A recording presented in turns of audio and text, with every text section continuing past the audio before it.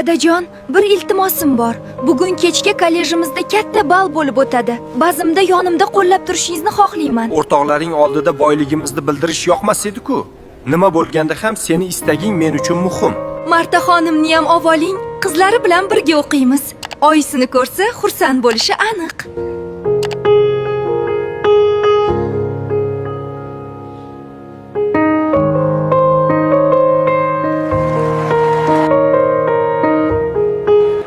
Mariya, biram ochilib ketibsan.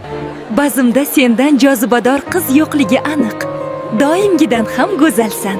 To'g'ri aytasan, Mariya bugungi obrazi bilan aniq birinchi o'rinni oladi. Bahor malikasi nominatsiyasi faqatgina unga mos.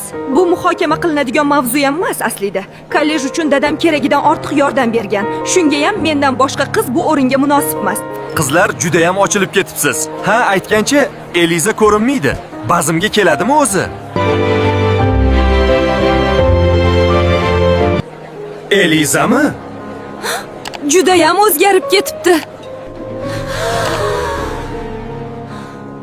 Elizani obrazi juda ham o'zgacha betakror chiqibdi, nima deysizlar? Nimasi betakror? Oddiy libos-ku, vahima qilma. Bu oyimcha o'zidan kimni yasab olgan? Yurishini qara, xuddi dunyoni sotib olgandek. Kechagina do'konda bu ko'ylakning narxi $5000 turgandi. Buncha pulni qayerdan oldi, qiziq? Menimcha o'g'irlagan. Qizlar, buncha chiroyli bo'lib ketibsiz. Ayniqsa Eliza umuman o'zgarib ketibdi. Yoningdagi kim? Nega u haqida avvalroq aytmagan eding, Eliza? To'g'risi, juda ham kelishgan yigit ekan. Nega oldin ko'rmaganman, hayronman. O'z-o'zi yaqinda tanishib qoldim. Mike juda ham samimiy va mehribon yigit. U ham meni do'stim. Menimcha sovrindan umid qilayotgan ko'rinasan. Simon meni tanlagan so'ng topganing shumi? Butun zalda yoqimli iforis tarqalyapti, Mike janoblari. Eliza, men ichimlik olib kelaman. Bemalol suhbatni davom ettirishingiz mumkin. Kim bo'ldi bu so'tak?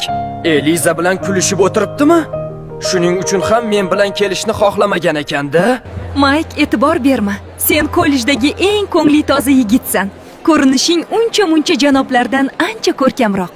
Doim ko'nglimni ko'tarishga harakat qilasan, Eliza. Sen ajoyib qizsan. Sen haqingda atrofdagilar gapi senga umuman qiziqmas. Endi qarmoqqa ilindi deganimda yana baliqchani yo'qotyapman. Otangni shuncha mol-mulkini birovga berib qo'yadigan ahmoq yo'q.